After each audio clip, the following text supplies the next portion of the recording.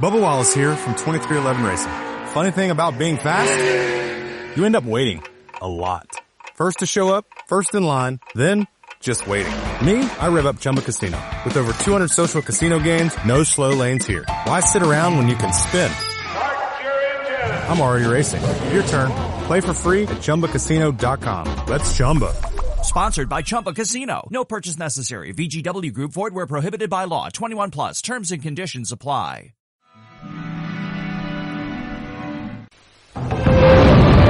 Now on the History Channel, stories from the pages. Y ahora, en el canal de Historia, relatos de las páginas del tiempo.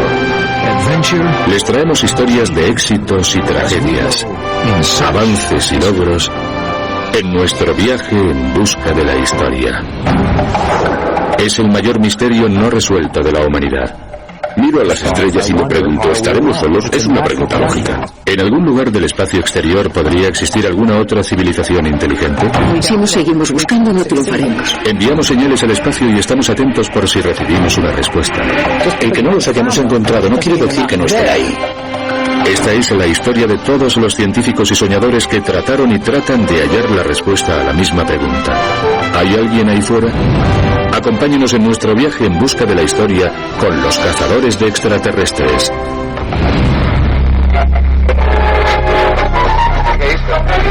En la noche de víspera de Halloween de 1938, millones de personas de todo el país sintonizan la cadena CBS para escuchar un programa semanal de música. Bulletin is handed me.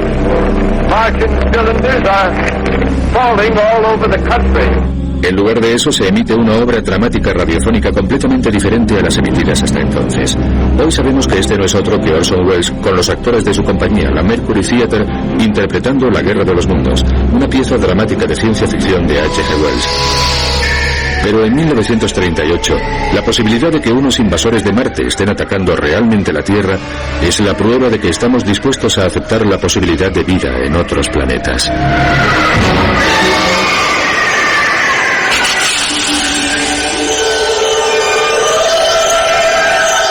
Es algo que el ser humano anhela desde lo más profundo de su ser. Porque desde que la humanidad alzara la vista al cielo estrellado de la noche, no hemos hecho otra cosa que preguntarnos lo mismo. ¿Hay alguien ahí fuera? Es posible que el paisaje terrestre haya cambiado profundamente desde los albores de la humanidad. Sin embargo, algo ha permanecido inmutable. El cielo, las estrellas que vemos ahora son las mismas de antes. Y como hicieron nuestros antepasados más remotos y desde el principio de los tiempos, hemos tratado de ponerle un rostro sobrehumano al cosmos. Alguna vez nos hemos parado a observar el cielo y nos hemos preguntado lo mismo. ¿Habrá alguien ahí fuera que nos esté mirando desde arriba? En el antiguo Egipto es Ra, el dios sol. Los antiguos griegos pueblan el cielo con centenares de dioses y diosas a quienes describen en su literatura como seres más allá de la tierra. Además les dan nombres y formas humanas a las constelaciones. Sagitario, el arquero. Orión, el cazador. Hércules, el héroe. Después está esa enorme bola blanca suspendida en el cielo que parece ejercer una enorme influencia sobre la Tierra. Afecta a las mareas, a la siembra e incluso a nuestras emociones. También a ella le atribuimos cualidades humanas. Es el hombre de la luna. Existen indicios de que desde hace ya 2000 años hemos tratado de comunicarnos con ellos. En las altiplanicies peruanas se han encontrado gigantescos dibujos en el suelo, algunos de más de 3,2 kilómetros de diámetro, solo observables desde el aire. Pero las líneas Nazca han sido creadas por un pueblo primitivo para quien la posibilidad de volar ni siquiera existe como idea. ¿Podría haber sido esto la primera pancarta de bienvenida de la Tierra a unos extraterrestres? En el siglo XVI la invención del telescopio cambia muchas cosas y nada. La realidad se confunde con el mito y la superstición, pero la incipiente ciencia de la astronomía solo hace aumentar nuestra convicción de que no estamos solos. A la cabeza de esta disciplina encontramos a Nicolás Copérnico, el astrónomo polaco. Copérnico en el siglo XVI fue quien situó al Sol en el centro en lugar de la Tierra.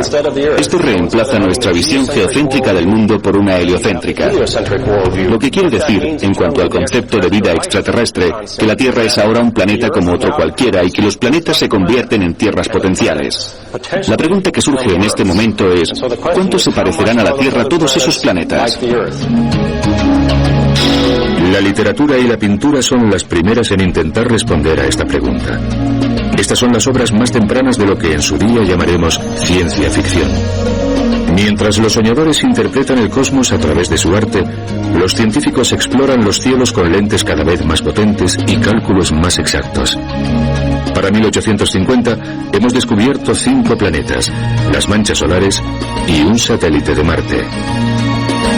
En 1877, el astrónomo italiano Giovanni Schiaparelli mira por su espejo y observa algo que asombrará e inspirará al mundo. Alegó haber visto unas líneas rectas que recorrían la superficie de Marte a las que llamó canali, es decir, canales. Esto dio mucho que pensar. Ya no solo que tal vez tuviéramos compañía ahí fuera, sino que podría hallarse bastante cerca de nosotros, a tan solo 56 millones de kilómetros de distancia en el planeta rojo. Sin embargo, la mera posibilidad es suficiente para encender la imaginación de los científicos y soñadores de todo el mundo. En 1865, el francés Julio Verne publica De la Tierra a la Luna, anunciando lo que sería una realidad un siglo más tarde. Los primitivos viajeros estelares de Verne son lanzados al espacio con un enorme cañón en la costa de Florida. A principios del siglo XX, H.G. Wells escribe su novela First Man in the Moon, que trata del encuentro de unos primitivos astronautas con una avanzada raza de criaturas parecidas a insectos.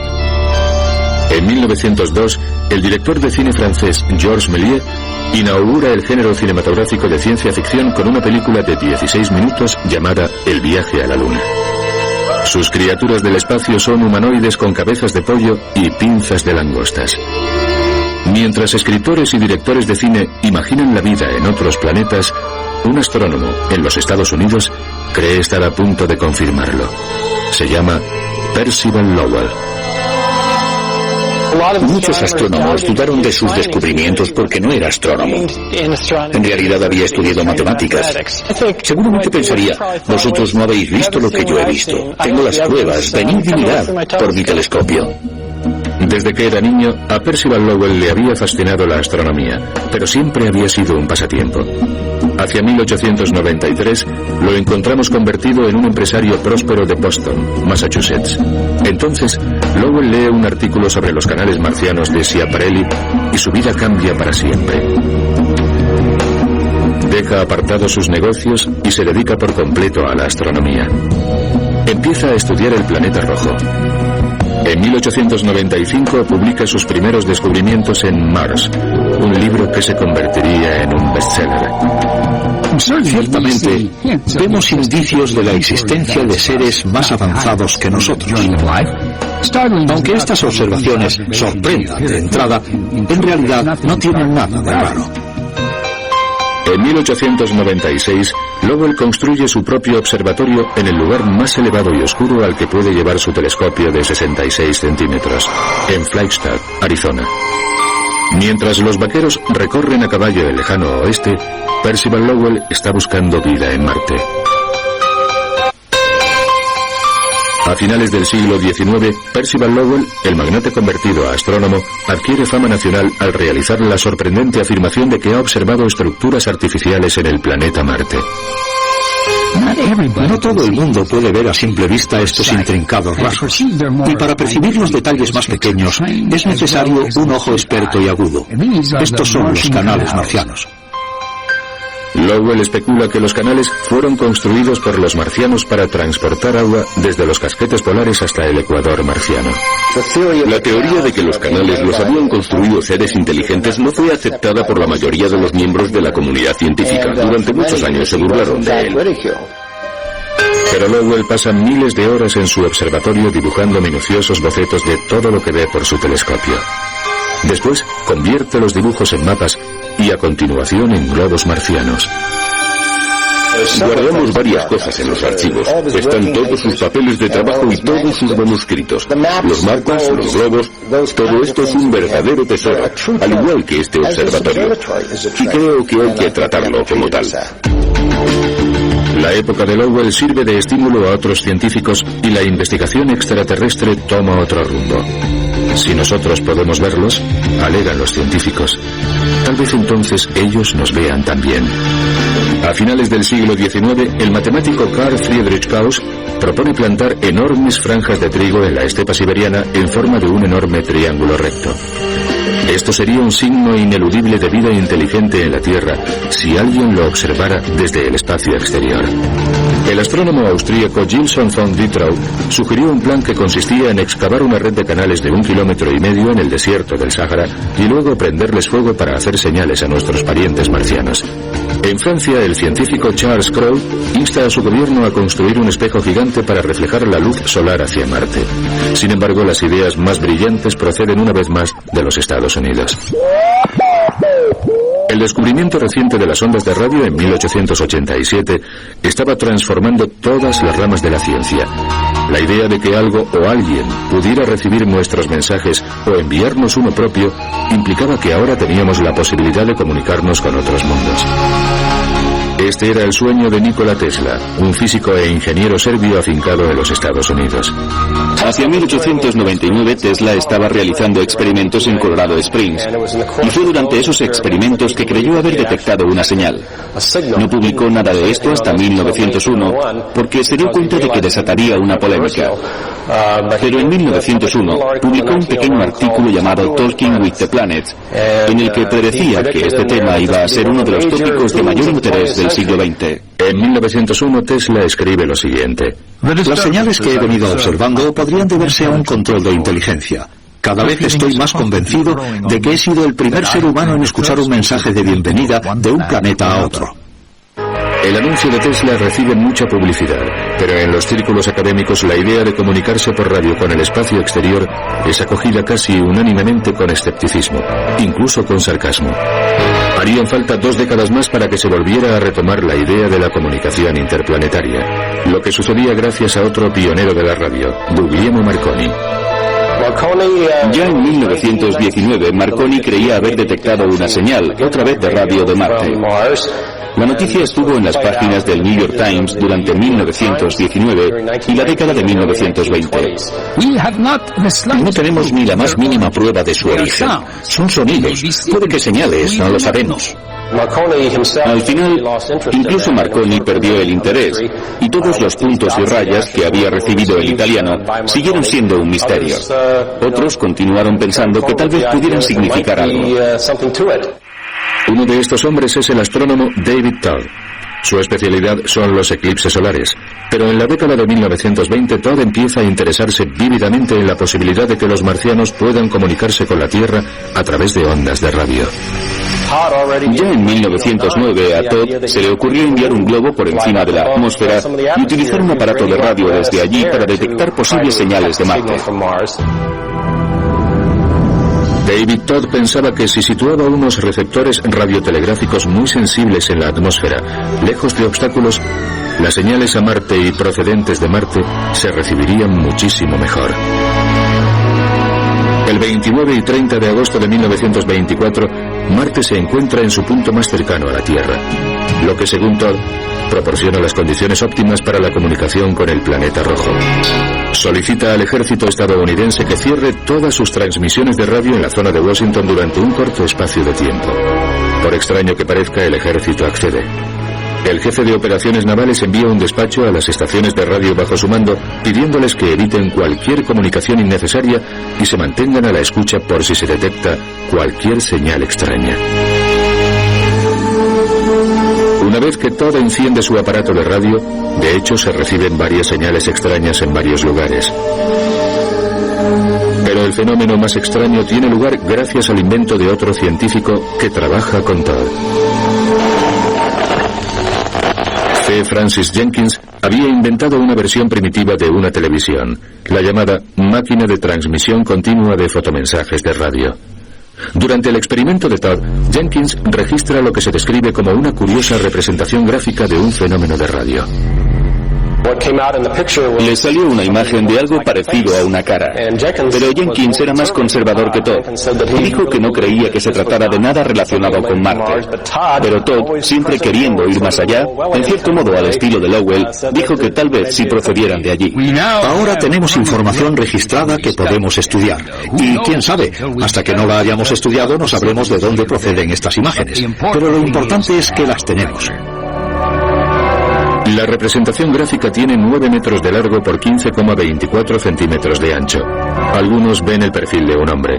Otros, la posibilidad de que se trate de un código marciano que los extraterrestres esperan que descifremos. A continuación entregan la mitad de la película a William Friedman, el jefe de criptografía del ejército de los Estados Unidos. Friedman se había hecho famoso por haber descifrado una serie de comunicados en clave de los alemanes durante la Primera Guerra Mundial. Pero si había algún mensaje oculto en esa señal, Friedman falleció antes de descifrarlo. Se halló la película entre sus documentos privados después de su muerte. El hombre que tantos códigos había descifrado aparentemente se vio superado por este.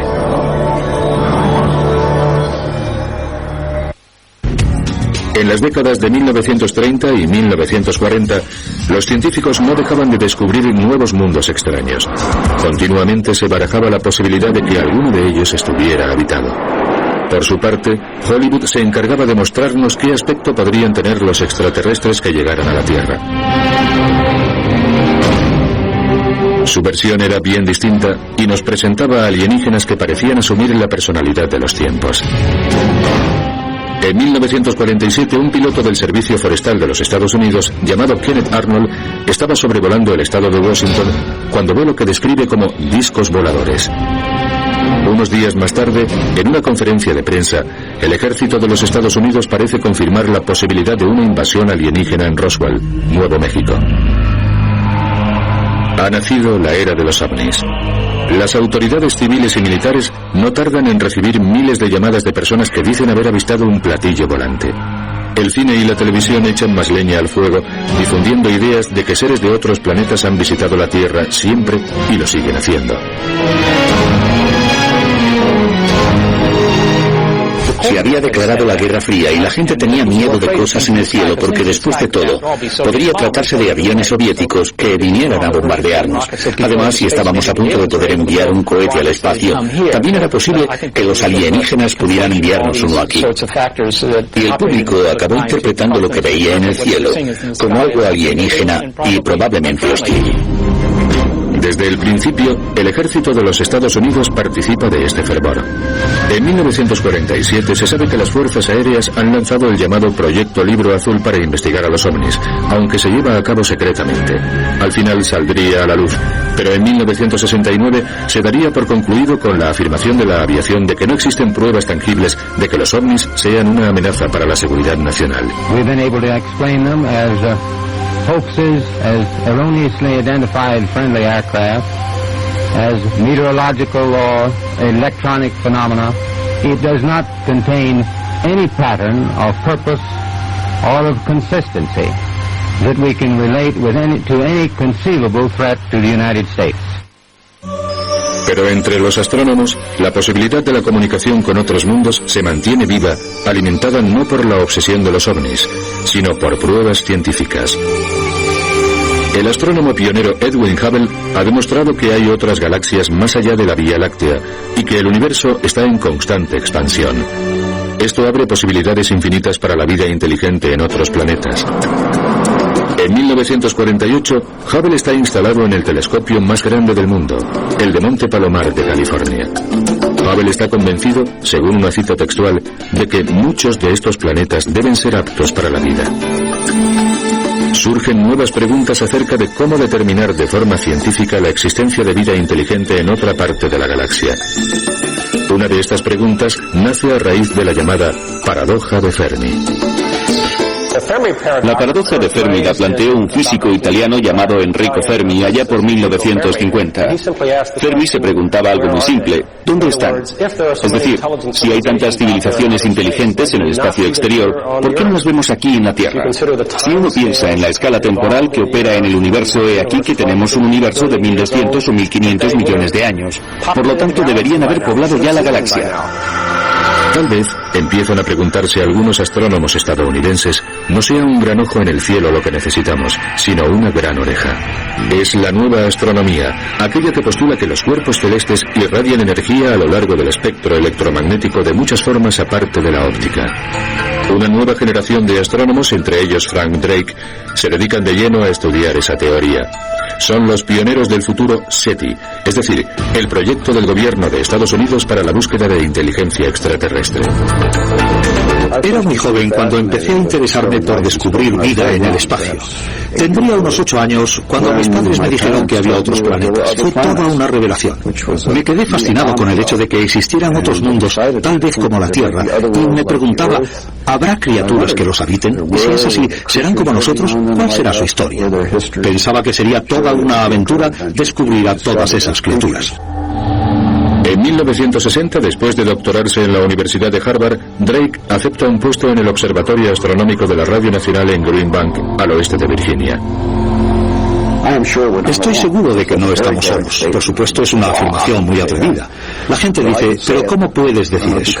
Bueno, pues lo puedo decir porque, primero, hay 400.000 millones de estrellas en nuestra galaxia y una gran parte de ellas son como nuestro Sol. Las circunstancias que produjeron todo esto fueron circunstancias muy normales, de manera que lo que sucedió aquí tiene que haber sucedido en otros lugares. Y si esto no te convence, pues hay otros 100 millones de galaxias. Así que no hay duda de que hay vida en algún lugar del universo, incluso vida inteligente. Durante su estancia en Green Bank, Drake se dispone a probar su teoría. Junto a otros compañeros empieza a utilizar un radiotelescopio de 13,5 metros para localizar señales. Hello, it is Ryan, and I was on a flight the other day playing one of my favorite social spin slot games on ChumbaCasino.com. I looked over at the person sitting next to me, and you know what they were doing? They were also playing Chumba Casino. Everybody's loving having fun with it. Chumba Casino is home to hundreds of casino-style games that you can play for free anytime, anywhere. So sign up now at ChumbaCasino.com to claim your free welcome bonus. That's ChumbaCasino.com and live the Chumba life. Sponsored by Chumba Casino. No purchase necessary. VGW Group. Void where prohibited by law. 21 plus. Terms and conditions apply. A 1420 MHz, o lo que es lo mismo, a una frecuencia marcador o en el punto de encuentro del átomo de hidrógeno. Drake bautiza su proyecto con un nombre poco corriente. Se me ocurrió llamarlo Ozma porque el lugar que intentábamos encontrar era una tierra lejana, de muy difícil acceso y poblada por extraños y exóticos seres. En la primavera de 1960 se conectan los receptores de Ozma. Inmediatamente, el equipo de Drake obtiene resultados. Era el primer día del proyecto. Llevábamos muchas horas observando nuestro primer objetivo, la estrella Tau Ceti, y entonces enfocamos el telescopio a Epsilon Eridani, la segunda estrella objetivo. Casi inmediatamente oímos algo que nunca habíamos oído antes en todos los años de nuestra investigación. Se trataba de una señal que sonaba como... Era el tipo de señal que se había dicho recibiríamos si otro mundo tratara de comunicarse con nosotros. Mi primer pensamiento fue, ¿así de fácil? ¿No hay más que ir a la primera estrella y encender el aparato? No sabíamos muy bien qué hacer. A continuación enfocan a otro punto, pero cuando vuelven al anterior ya no logran localizar a la señal de nuevo. Varias semanas más tarde localizan una señal similar a la primera. En este momento se descarta la posibilidad de que se trate de interferencias de radio procedentes de otro transmisor de la Tierra. Ozma suscitaría un gran interés durante 1961. La Academia Nacional de Ciencias celebra una conferencia en Green Bank para evaluar la posibilidad de comunicación con otros mundos. En este momento, Frank Drake revela una ecuación que situaría la búsqueda de extraterrestres a la cabeza de la investigación científica. La ecuación calcula el número de civilizaciones que podría haber habido o hay en el espacio. La ecuación determina el valor de n, que representa el número de civilizaciones de nuestra galaxia que tienen el potencial para comunicarse por radio. Es una forma de cuantificar las posibilidades que tenemos de recibir un mensaje del espacio exterior. Según Drake, las posibilidades matemáticas son muy buenas. La ecuación de Drake es una atrevida fórmula que conmociona hasta los cimientos al serio mundo de la astronomía. Influirá enormemente en el trabajo de un joven astrónomo llamado Carl Sagan, pero para el ciudadano de a pie no existe. Este prefiere que sus buscadores de alienígenas vayan vestidos con brillantes trajes plateados. Godspeed, John Glenn. En 1961, John Glenn se convierte en el primer norteamericano en describir una órbita completa alrededor de la Tierra y en ver al planeta desde un punto de vista extraterrestre. Así comienza la era espacial. Y por primera vez en la historia, el público observa cómo la ciencia se va pareciendo cada vez más a la ciencia ficción. 5, 4, 3, 2, 1, 0. Ignition.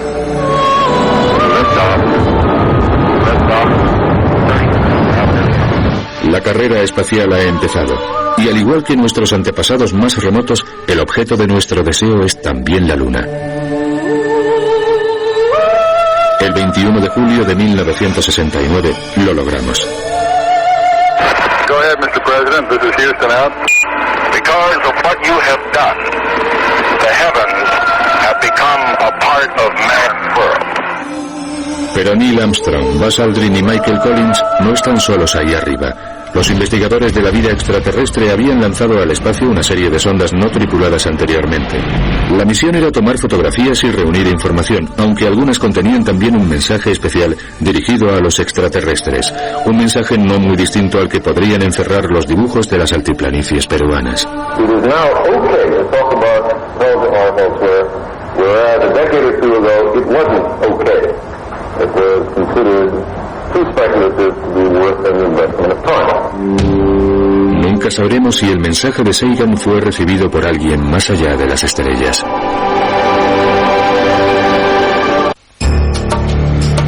En 1974, investigadores no oficiales de platillos volantes anuncian que poseen pruebas de que la aviación tiene 12 cuerpos alienígenas en la base de las Fuerzas Aéreas Wright-Patterson, en Dayton, Ohio. Esto inicia un debate que se prolongará durante muchos años.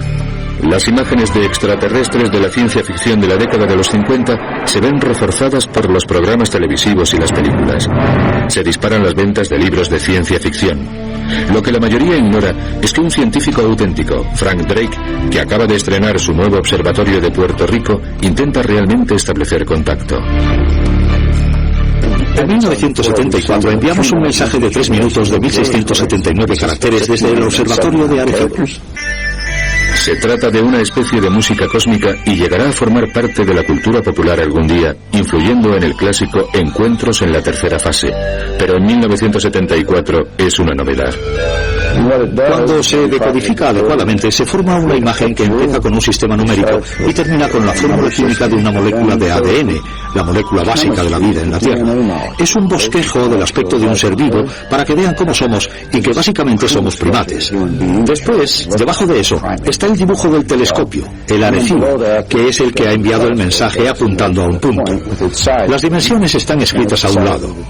No solo les decimos el nombre del telescopio que ha enviado el mensaje, sino que la información que incluimos les da una medida de lo avanzado de nuestra tecnología, ya que es el telescopio más potente que tenemos. 3 años después de enviar el mensaje al espacio, se recibe una respuesta.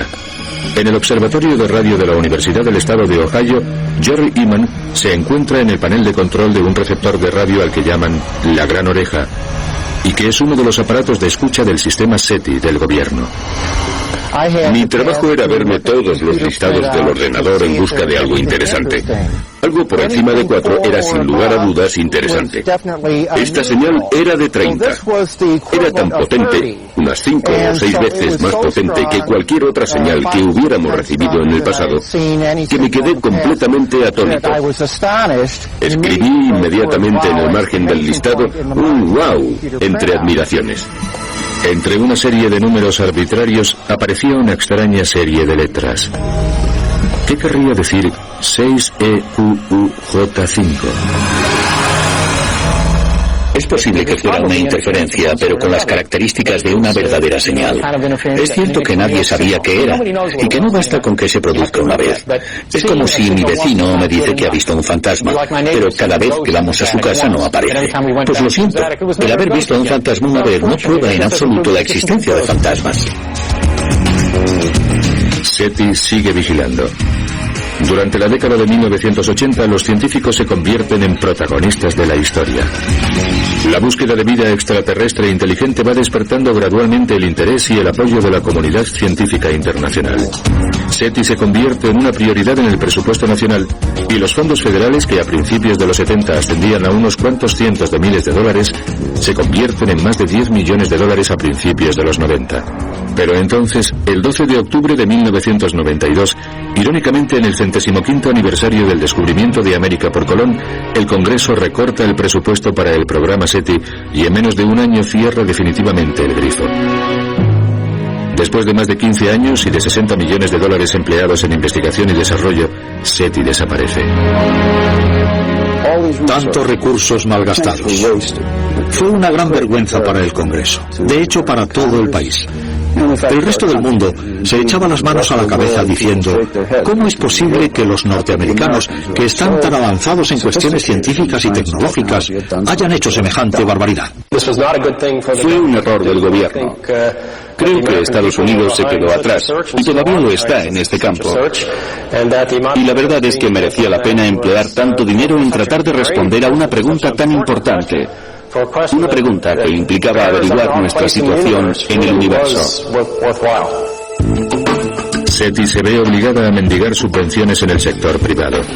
En 1993 se convierte en el Instituto SETI de Mountain View, California, una sociedad sin ánimo de lucro. Bill Hewlett y David Packard, de los ordenadores, proporcionan el germen financiero. Gordon Moore, cofundador de Intel, y Paul Allen, cofundador de Microsoft, escriben sendos talones por valor de $1 millón.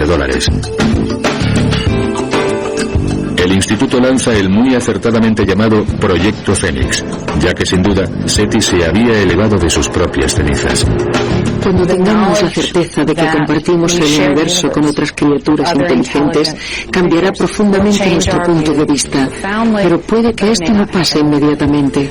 Pero no cabe duda de que intentamos realizar nuestra búsqueda de inteligencia extraterrestre de una forma totalmente científica, como se haría cualquier otra investigación empírica. ¿Qué puesto ocupa la ciencia ficción en todo esto? Carl Sagan se inspira en la doctora Tartar para dar vida a la astrónoma de Contact, el libro que más adelante inspiraría una película protagonizada por Jodie Foster. En ella, unos astrónomos reciben y decodifican una señal de una inteligencia extraterrestre procedente de más allá de nuestra galaxia. Es posible que la realidad no se encuentre lejos del nuevo puesto de escucha de SETI, el antiguo cuartel general de Frank Drake, el radiotelescopio de Arecibo. Lo mejor de mi trabajo es cuando tengo que ir al observatorio. Arecibo es un observatorio muy especial y único en el mundo. El tamaño de las instalaciones hay que verlo para creerlo. No se puede apreciar realmente en los vídeos o desde lejos. Tienes que estar allí, o bien a 150 metros por debajo o en lo más alto. Hey, it's Ryan Seacrest. Life comes at you fast, which is why it's important to find some time to relax. A little you time. Enter Chumba Casino. With no download required, you can jump on anytime, anywhere for the chance to redeem some serious prizes. So treat yourself with Chumba Casino and play over 100 online casino-style games, all for free. Go to ChumbaCasino.com to collect your free welcome bonus. Sponsored by Chumba Casino. No purchase necessary. VGW Group. Void where prohibited by law. 21 plus. Terms and conditions apply. Para darte cuenta de las dimensiones tan enormes, una vez en el interior con este enorme equipo de escucha, nada más importa. Los ordenadores de Arecibo escanean continuamente millones de frecuencias de radio en busca de esa peripatética señal que emane del espacio exterior. Tartar estaba en su terminal informática una noche de 1998 con otro astrónomo de SETI, Seth Shostak, cuando creyeron que lo habían encontrado.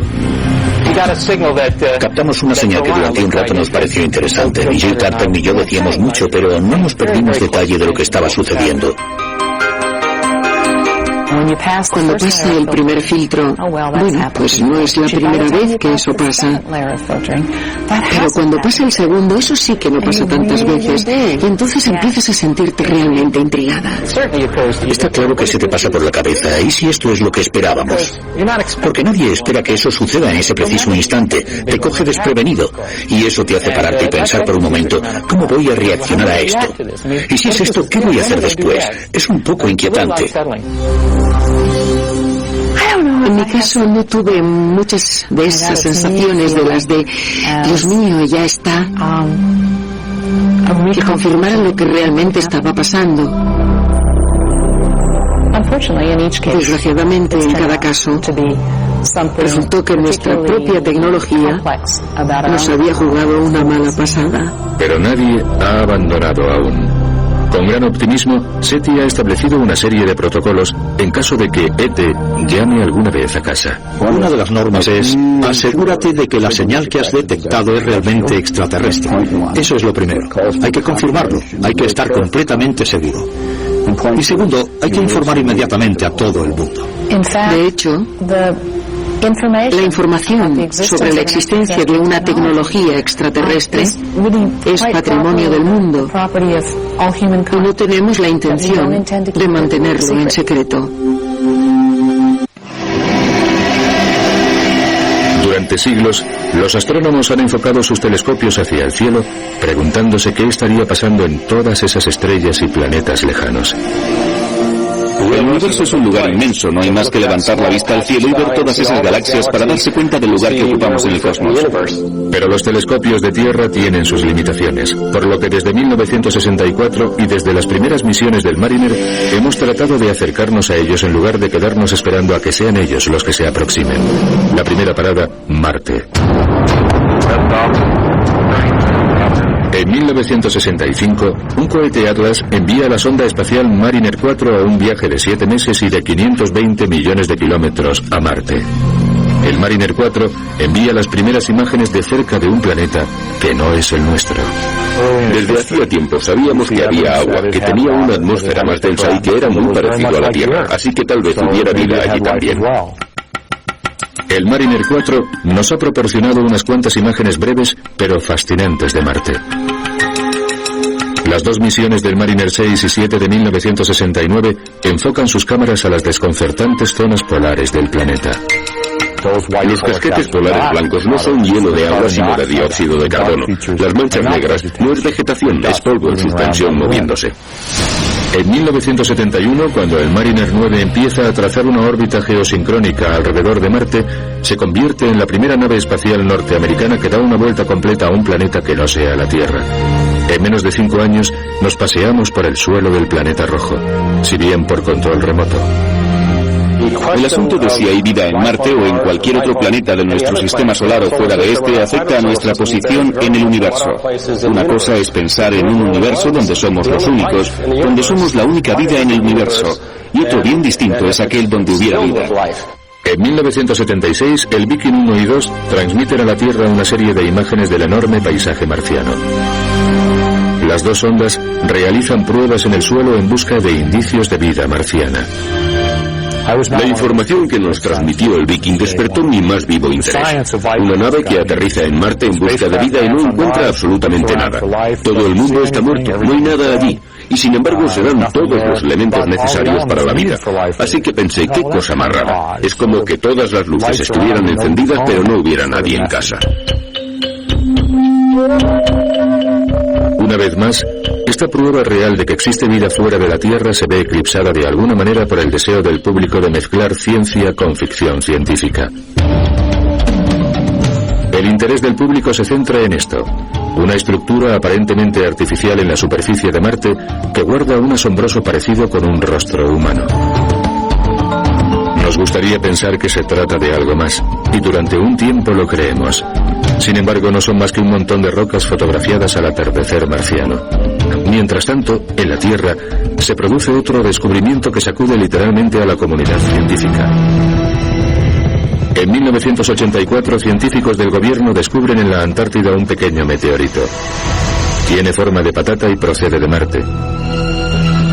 En 1995, cuando observan al microscopio al ALH 84001, se descubren restos de materia orgánica que podrían indicar la presencia de vida en el pasado. El equipo del Centro Espacial Johnson cree haber encontrado fósiles en este fragmento. No sabemos con seguridad si estos fósiles son de Marte, pero esta es una de las razones que nos hacen pensar que la vida pudo pasar de Marte a la Tierra o viceversa. El 4 de julio de 1997, el Pathfinder de la NASA aterriza en Marte. Cuanto más profundicemos en nuestro conocimiento de Marte, más pruebas podremos encontrar de que una vez hubo vida allí. Hay dos posibilidades. Una es que vamos a Marte y encontramos fósiles y vida, y resulta que es un tipo de vida como la nuestra. Pero el escenario más interesante sería ir a Marte y encontrar fósiles y pruebas de que hubo vida allí. Encontrar bioquímica marciana en los restos marcianos, en sus materiales orgánicos, y que al compararlo con nosotros, resulte que estamos ante verdaderos alienígenas, que son un tipo de vida diferente. Sería el segundo génesis de la vida. En el fondo siempre he pensado que somos demasiado conservadores. Sin embargo, si te paras a examinar la biología de la Tierra, te das cuenta de que una de las características esenciales de la vida es su oportunismo, su adaptabilidad. Pero nosotros, con nuestra forma conservadora de pensar, tendemos a decir, la vida solo puede existir en planetas como la Tierra. Pero me apuesto lo que sea a que nos vamos a encontrar con mundos donde la vida no sigue las leyes que nosotros conocemos. ¿En qué momento se arroja la toalla? Cuando llevas en esto 10 o 20 años, es fácil decir, vale, se acabó, no están ahí. Pero por supuesto la respuesta es no. Solo porque no los hayas encontrado no quiere decir que no estén ahí. Han pasado más de 100 años desde que Percival Lowell especulara acerca de la vida en Marte. Y aunque parece ser que en Marte jamás existió la avanzada civilización que Lowell había profetizado, nos ha dejado un legado inquebrantable en cultura popular y ciencia. Lowell se equivocó en los detalles, pero tenía razón al plantear la gran pregunta y no se equivocó al elegir el planeta. Tuvo razón al decir que la búsqueda de vida es lo más interesante del estudio de las estrellas o cuando vamos al espacio. Y tenía razón al suponer que Marte sería el primer planeta que nos iba a proporcionar respuestas con sentido. Creo que el espíritu de Lowell sigue vivo hoy en día en científicos como nosotros, que consideramos a Marte como el planeta más interesante, aparte de la Tierra, en cuanto a la historia de la vida. Justo antes de su muerte prematura en 1916, Percival Lowell observó lo que pensó era un noveno planeta en el sistema solar. No se equivocaba. En 1930, los astrónomos del Observatorio Lowell confirmaban la existencia del planeta X. Y para honrar la memoria de este visionario, lo bautizaron con el nombre de Plutón, tomando las iniciales P y L de Percival Lowell. Se puede usar su telescopio y a unos 10 metros de la pieza principal está su mausoleo.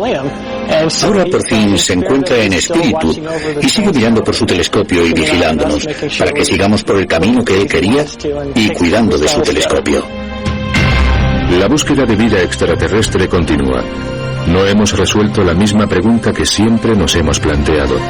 ¿Estamos solos? Pero hasta que no haya una señal inequívoca e innegable de la existencia de otra civilización, o hasta que no encontremos nosotros mismos pruebas biológicas, debemos continuar nuestra labor de búsqueda.